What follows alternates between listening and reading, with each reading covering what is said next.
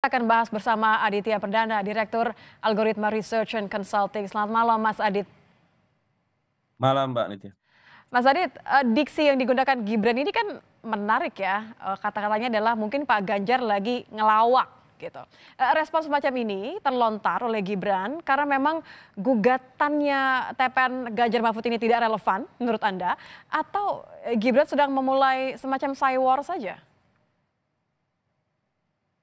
Ya, saya pikir eh, calon wakil presiden terpilih Mas Gibran ini tentu harus didampingi oleh orang-orang yang kompeten ya gitu ya untuk bisa membantu beliau di dalam bagaimana menyampaikan pesan atau berkomunikasi kepada publik gitu ya, sehingga tidak kemudian menjadi sebuah polemik yang berkepanjangan di kemudian hari dan tentu bertabrakan dengan harapan-harapan banyak pihak termasuk juga mungkin harapannya dari Pak Prabowo gitu ya untuk usaha merangkul banyak kepentingan banyak pihak yang sedang berkompetisi hari ini. Itu satu, Mbak. Yang kedua, saya juga merasa bahwa kita juga harus menghormati proses yang sedang berjalan, perselisihan hasil pemilu di Mahkamah Konstitusi. Apapun keputusannya nanti, termasuk juga itu benar atau salah dan segala macam, pembuktiannya itu memang ada di MK. Jadi menurut pandangan saya sebaiknya bagi pihak yang sedang berperkara, dan dalam konteks ini kan kita bisa paham bahwa Mas Gibran adalah termasuk yang disengketakan gitu ya dan Mhm. sebagainya.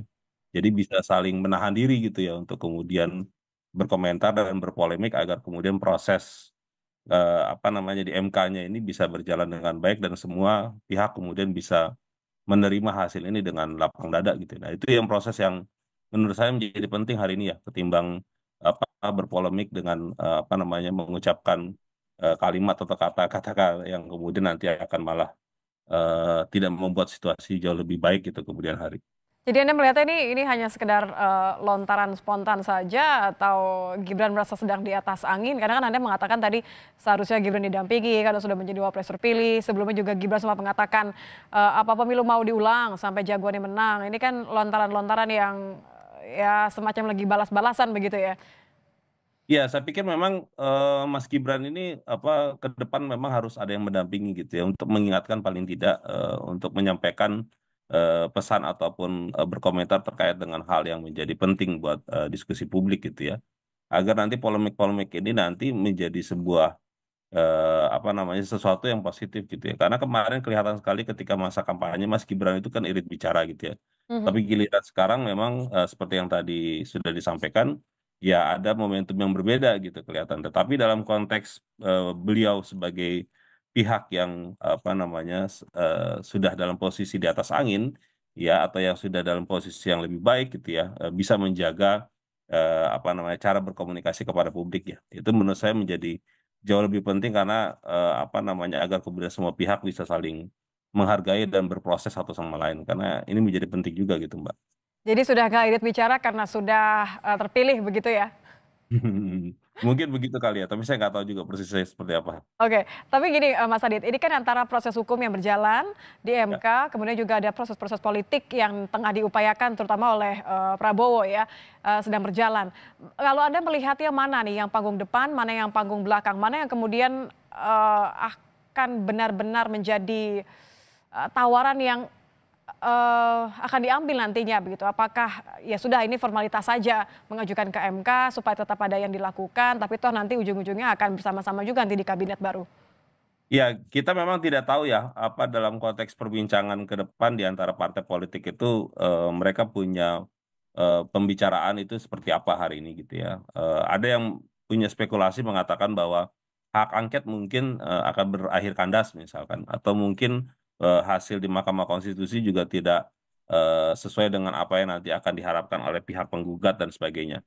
Jadi spekulasi yang seperti itu menurut saya sih bisa dipahami gitu ya, karena tentu dalam politik ya, apalagi kita menjelang masa pemerintahan yang baru, hal-hal yang seperti itu akan bisa menimbulkan banyak spekulasi yang beraneka ragam. Jadi dan pada sisi yang lain, partai politik juga merasa punya kepentingan untuk melakukan lobby-lobby politik agar kemudian terutama paslon 2 gitu ya, untuk memastikan bahwa nanti di dalam masa pemerintahan terbarunya di bulan Oktober 2024 mereka sudah punya kekuatan yang jauh lebih firm ya, apa namanya, koalisi pemerintahannya. Karena hari ini kan kalau dibaca posisinya di paslon 2 itu kan belum belum di atas 50% gitu. Kalau misalkan kita berandai mereka harus merasa terbentuk di atas 50% gitu ya. Jadi saya sangat meyakini bahwa beberapa bulan ke depan itu masih dalam proses dinamika dan politik yang tinggi juga gitu ya. Karena untuk bisa memastikan terutama dari sisi pemerintah apa Pak Prabowo Gibran gitu ya, untuk memastikan mereka bisa apa namanya aman gitu ya, posisi politiknya di dalam koalisi pemerintahan terutama di DPR gitu Mbak. Jadi ini bagian dari skenario itu. Bagian Apakah dari skenario, kemudian termasuk untuk besok ya, sidang MK ini perdana nih. Menurut Anda ini akan masuk ke skenario yang mana nih? Skenarionya siapa? saya Akan berjalan saya nggak menguntungkan bisa. untuk siapa? Ya, itu dia. Makanya itu saya ingin mengatakan bahwa kita tidak paham juga nanti akhirnya kemudian endingnya akan seperti apa. Bisa jadi mungkin yang di MK itu apa namanya hasilnya bisa memuaskan ataupun tidak memuaskan gitu ya. Tapi kalau saya menduga kan akan berat gitu ya karena jumlah suara yang digugat itu kan relatif cukup besar. Gapnya itu kan relatif cukup besar gitu ya.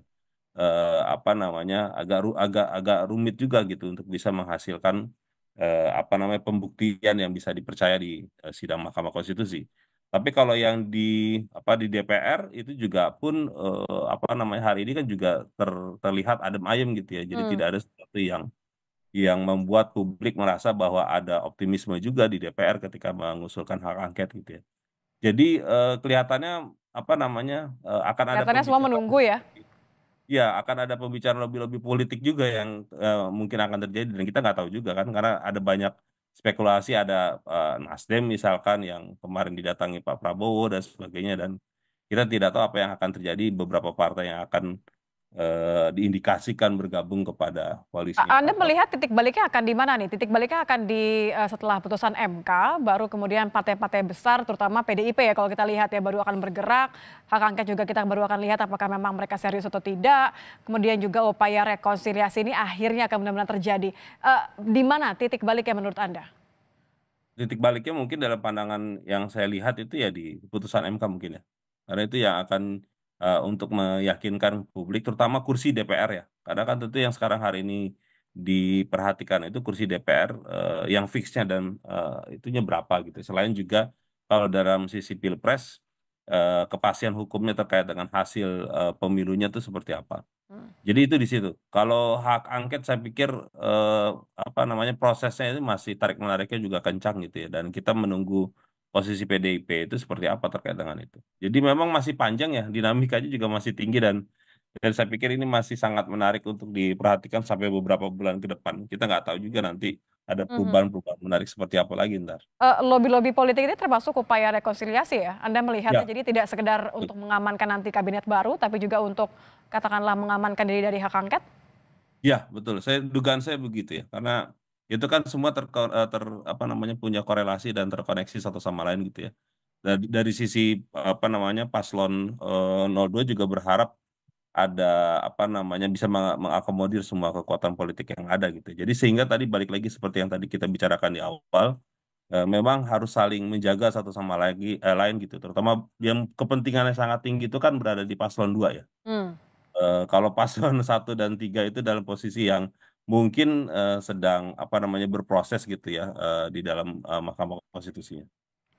Jadi untuk sementara sebaiknya diksi yang tidak perlu jangan sampai mengacaukan upaya untuk rekonsiliasi ya, kalau memang benar ingin Ya. damai sampai nanti. Oke baik, terima kasih.